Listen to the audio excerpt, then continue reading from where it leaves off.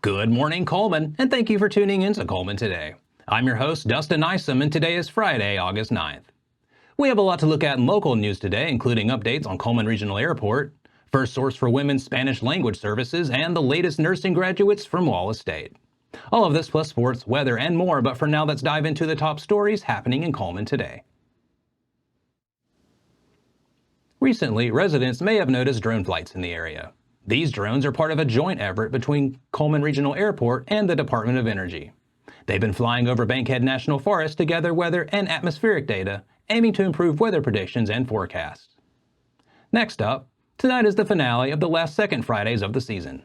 Join residents, businesses, and the Cullman Area Chamber of Commerce in celebrating our town's vibrant culture one final time this summer. The event kicks off at 5:30 p.m. in the Warehouse District. And in other news, Martin Aviation is expanding its operations to Cullman Regional Airport. Announced yesterday, this full-service jet turbine and piston maintenance company will soon set up shop locally. The partnership includes support for graduates from Wallace State Community College, helping local students pursue their careers as aircraft maintenance technicians while staying in the area. And to finish out our top stories, 13 students have graduated from Wallace State Community College as registered sonographers. The Diagnostic Medical Sonography program recently celebrated these students in its OB/GYN pathway with a pinning ceremony attended by their families and friends. As each graduate walked across the stage, the letters RDMS were added to their names, signifying their success in passing the OB/GYN registry exam. The program offers pathways in abdomen vascular cardiovascular sonography and obstetrics and gynecology sonography. For more details, visit wallacestate.edu/sonography or contact Mindy Sandlin at 256-352-8334 or mindy.sandlin@wallacestate.edu. Now that we have the top stories out of the way, we're going to take a quick break before returning with sports.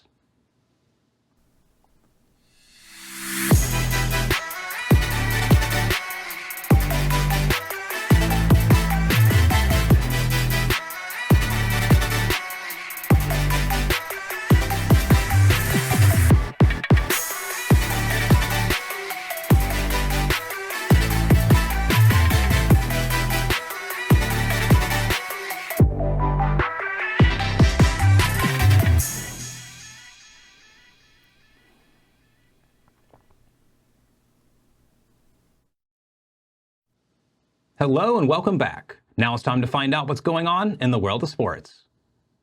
Let's start off today's sports segment with an update on some of Alabama's football programming for the upcoming season. The Crimson Tide Sports Network has announced changes for the 2024 football season. Starting this fall, the Hey Coach Show will move to a new day and time. The weekly broadcast will be live from Baumhauer's Victory Grill in Tuscaloosa each Wednesday from 6 until 7:30 p.m. Head coach Kalen DeBauer and a student athlete will discuss Crimson Tide football with host Chris Stewart. The first show of the year is set for August 14th, with DeBauer's first appearance on August 28th, just before the season opener. The radio crew for Alabama football game days will also see changes. Former Alabama running back Damian Harris will take over sideline duties, joining Stewart and Tyler Watts to complete the team. Alabama's football season kicks off on Saturday, August 31st, when the Crimson Tide host Western Kentucky at Bryant-Denny Stadium at 6 p.m. The game will air nationally on ESPN. Moving over to some football news out of Birmingham, UAB senior quarterback Jacob Zeno has been named to the Davy O'Brien Award watch list. This prestigious award is annually given to the nation's best quarterback by the Davy O'Brien Foundation. Zeno is one of 36 quarterbacks on the preseason watch list and one of only 3 players from the American Conference. Last season, Zeno threw 3,126 yards, the second-best single-season mark in UAB history, and set a school record with 279 completions, the most ever by a Blazer quarterback in a single season. In just 13 starts, he ranks in the top 10 in UAB history for career passing yards, touchdowns, and completions. The 48th annual Davy O'Brien Awards dinner will take place on Monday, February 17th at the Fort Worth Club in Fort Worth, Texas to honor the winner. That covers sports for today, but make sure to check with the Cullman Tribune each day for the latest sports coverage from across the area. We'll be right back after this message.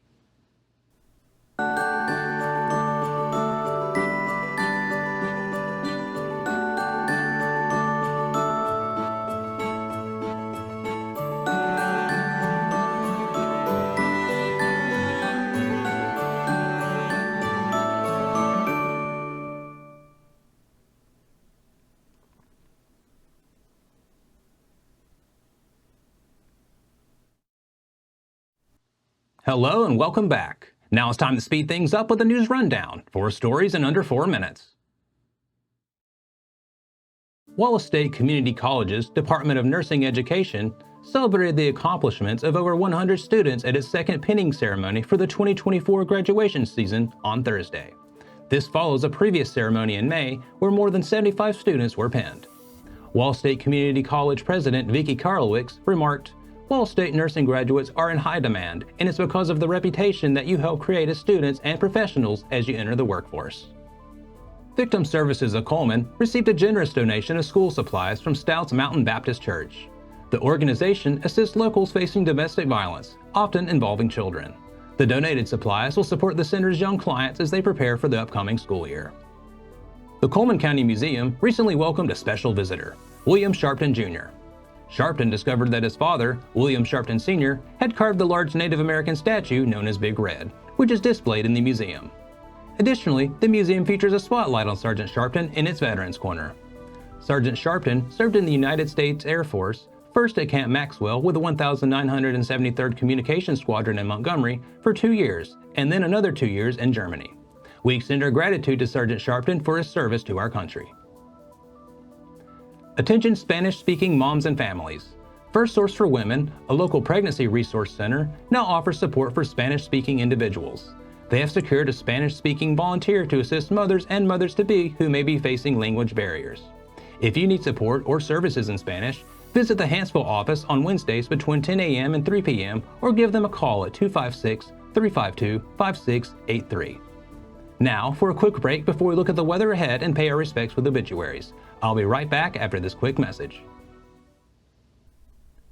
Discover what's buzzing in Cullman with Community Matters, where every story pops off the page with local flair. It's the magazine that's got the inside track on what's now, what's new, and who's who. Get the lowdown on top eats and the 411 on recipes that'll turn up your summer cooking game. Relive our local team's triumphs on the sports fields and pencil in summer's hottest events for fun the whole family will love. Get your copy of Community Matters at the Cullman Tribune, any of the local businesses on screen, or scan the QR code.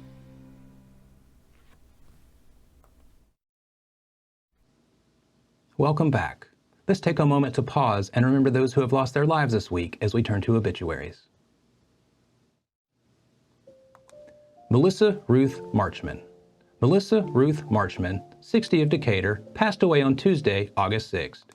A celebration of life visitation for Ms. Marchman will be held Saturday, August 10th at 2 p.m. at Moss Service Funeral Home, followed by a celebration of life memorial service at 3 p.m.